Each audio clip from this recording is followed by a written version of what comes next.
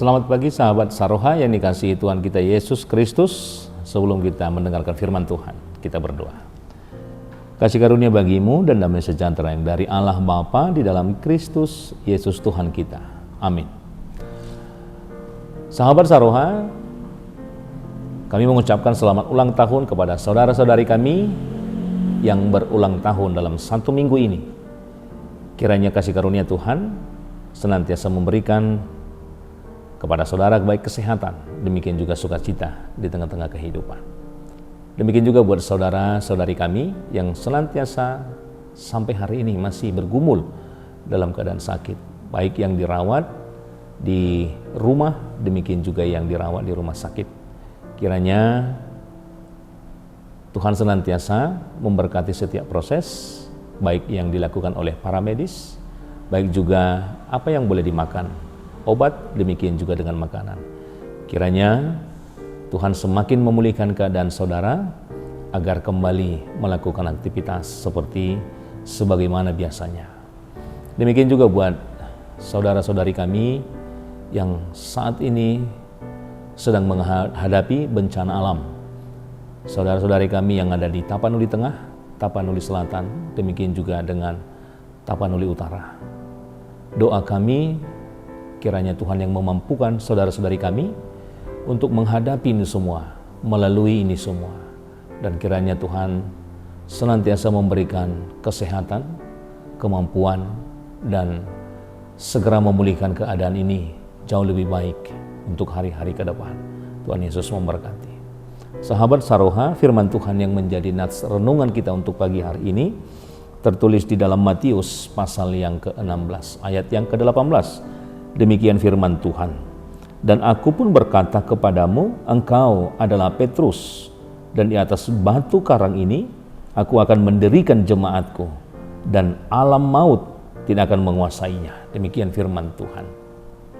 Sahabat Saroha, renungan kita pada hari ini bagaimana sebuah perkataan Yesus kepada Petrus. Tetapi ungkapan ini ada hal yang mendahului bagaimana Petrus juga mengungkapkan sebuah pengakuan. Dia mengatakan bahwa Yesus adalah Mesias, anak Allah yang hidup. Ini adalah sebuah pengakuan yang dikatakan oleh Petrus kepada Yesus itu sendiri. Bagaimana dia mengatakan bahwa Yesus itu adalah batu karang.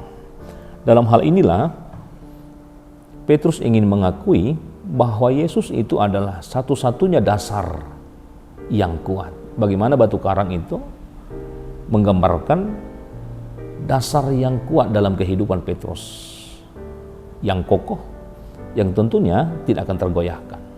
Batu karang itu adalah sebuah pengakuan yang senantiasa dari hati dan dari dasar iman percaya Petrus itu sendiri, sehingga dia mengakui bahwa Yesus adalah Tuhan.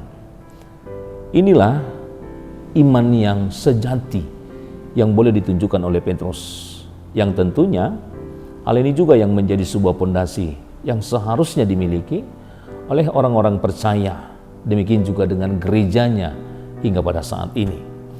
Gereja juga didirikan bukan atas dasar kekuatan manusia itu sendiri, bukan atas dasar sebuah tradisi, atau bukan atas dasar kemampuan manusia itu sendiri. Tetapi dalam hal ini bahwa gereja itu adalah sebuah bangunan yang tentunya memiliki sebuah dasar yang kuat, yaitu adalah sebuah dasar kebenaran Tuhan tentang siapakah itu Yesus di tengah-tengah kehidupan kita. Nah, hal inilah yang ditunjukkan oleh Petrus, sebuah pengakuan yang mengajarkan kita juga sebagai orang percaya. Mengajarkan kita bahwa kita seharusnya juga memiliki iman.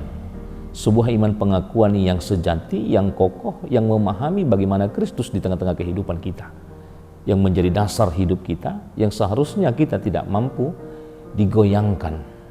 Karena kita memiliki dasar yang kuat, karena Kristus itu sendiri adalah batu karang yang teguh di tengah-tengah kehidupan kita. Demikian juga dengan gereja. Dikatakan di dalam nats kita, aku akan mendirikan jemaatku. Orang percaya, gereja adalah bagian kepemilikan daripada Kristus itu sendiri, kepunyaan Kristus. Yesus tidak berkata, aku akan mendirikan gerejamu, tetapi Yesus mengatakan, aku akan mendirikan jemaatku. Ini adalah sebuah pernyataan bahwa gereja itu adalah kepemilikan daripada Allah. Orang percaya itu adalah kepemilikan daripada Kristus itu sendiri. Sehingga gereja adalah milik Kristus, dan tentunya kalau Kristus yang memiliki gereja, berarti dia adalah kepala dari gereja itu sendiri, dan juga sebagai gembala di tengah-tengah umat yang percaya. Sahabat Sarohai yang dikasihi Tuhan kita Yesus Kristus, tentunya kalau kita mengatakan bahwa Kristus adalah kepala dari gereja itu dan juga sebagai gembala, terlebih Kristus adalah sebagai pemilik daripada orang-orang percaya, demikian juga dengan gerejanya yang boleh terjadi sampai saat ini. Maka kita mengatakan sebagai miliknya, sebagai milik daripada Tuhan. Bagaimana kita harus merespon itu semua? Tentunya kita juga harus mau mendengar, mau dipimpin, mau dipelihara, dan tentunya mau dituntun oleh si pemilik daripada gereja dan orang-orang percaya itu sendiri. Sebagai miliknya, tentunya dia yang harus memimpin, Kristus yang harus memelihara, dan Kristus juga yang harus mempertahankan. Maka tugas kita harus mau mendengar suara daripada pemimpin, pemilik kita di tengah-tengah kehidupan kita. Mengapa bagian dari jemaat berarti harus memiliki sebuah ketundukan sebagai sebuah otoritas yang dimiliki Kristus sebagai pemilik daripada kehidupan kita. Karena Tuhanlah yang tentunya memberikan kita kesempatan-kesempatan hidup, memberikan kita apapun yang menjadi hal yang kita butuhkan di tengah-tengah kehidupan kita, yang kita miliki hari ini, yang kita miliki untuk hari esok. Semua ketersediaan ini adalah kesempatan-kesempatan yang Tuhan miliki untuk kita miliki. Oleh karena itulah, sebagai pemilik, Kristus juga menunjukkan sebuah sikap, sebuah janji, sebuah kenyamanan kepada bagian daripada milik Kristus itu sendiri. Dia mengatakan di dalam nats kita selanjutnya, dan alam maut tidak akan menguasainya. Ini adalah sebuah janji yang tentunya melegakan kepada kita sebagai orang percaya, kepada kita sebagai milik daripada Kristus itu sendiri. Dikatakan alam maut, atau sering juga kita artikan ini sebagai kekuatan kematian, kejahatan, dan kegelapan yang mencoba menghancurkan iman dan juga menghancurkan daripada pekerjaan Tuhan itu sendiri.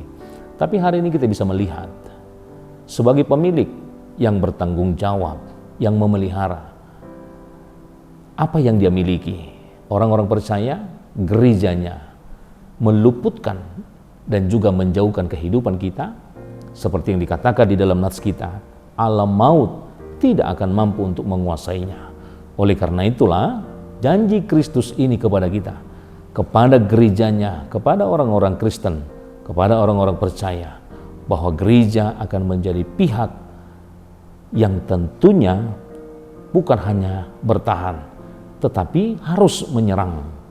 Menyerang artinya bagaimana kita bisa mengalahkan hal-hal jahat, hal-hal yang tidak dikehendaki Tuhan, mengalahkan hal-hal yang tidak berkenan, baik itu sikap, baik itu perbuatan kita, harus kita kalahkan sebagai kepemilikan Allah terhadap diri kita sendiri. Dan tentunya kita juga harus merespon bagaimana pendengaran kita akan kehendak Tuhan, dan itulah menjadi sebuah wujud dalam sikap perbuatan dan hidup kita sehari-hari. Inilah sebuah kemenangan, janji yang tentunya akan Tuhan berikan dalam kehidupan kita, bahwa maut tidak akan menguasai orang-orang yang percaya, yaitu jemaat Tuhan, tidak akan mampu dikuasai oleh alam maut. Meskipun gereja, orang-orang percaya mungkin mengalami banyak hal, penganiayaan, kegagalan, dan perpecahan di tengah-tengah dunia ini. Tetapi Yesus Kristus memastikan kita hari ini bahwa rencana dan janji Tuhan akan terlaksana sampai akhir zaman. Oleh karena itu, sahabat Saroha yang dikasihi Tuhan kita Yesus Kristus, seperti pengakuan Petrus kepada Yesus Kristus dengan mengatakan, "Engkau adalah Mesias." Itu adalah sebuah sikap pondasi yang dimiliki oleh Petrus. Maka kita juga harus seperti itu, memiliki sikap, memiliki sebuah pondasi yang kuat, batu karang yang kuat, yaitu Kristus itu sendiri. Sehingga kita menyadari kalau Kristus yang menjadi batu karang, maka kita juga adalah bagian kepemilikan daripada Kristus itu, sehingga janji Tuhan setiap milik Kristus, maka maut tidak akan mampu untuk menguasainya. Tuhan Yesus memberkati. Amin. Kita berdoa. Bapa di surga, terima kasih Tuhan, setiap firman Tuhan yang menyapa kami hari demi hari, itu adalah sebuah pondasi kami untuk berangkat melakukan segala aktivitas perjalanan kehidupan kami. Kami yakin dan percaya Engkau senantiasa menuntun segala kehidupan kami, segala apa yang kami kerjakan. Kami yakin dan percaya Tuhan membawa kami kepada jalan-jalan kehidupan, sehingga kami beroleh anugerah berkat-berkat Tuhan. Bapa di surga, berkati setiap jemaat-Mu dimanapun mereka boleh berada, dalam segala pekerjaan mereka, aktivitas mereka. Tuhan senantiasa memberkati mereka dalam mengawali hingga mengakhirinya. Tentu akan mereka hasilkan hal-hal yang baik, dan itulah yang akan mencukupkan segala kebutuhan-kebutuhan hidup apapun yang mereka perlukan di tengah-tengah kehidupan mereka. Berkati juga jemaat-Mu yang saat ini mengalami sakit penyakit. Kiranya kasih karunia Tuhan senantiasa bersama dengan mereka, sehingga mereka semakin dipulihkan untuk hari demi hari. Kami juga berdoa buat jemaat-Mu, saudara-saudari kami yang saat ini sedang mengalami musibah bencana alam. Bapa di surga, mampukan setiap saudara-saudari kami yang sedang menghadapi itu semua.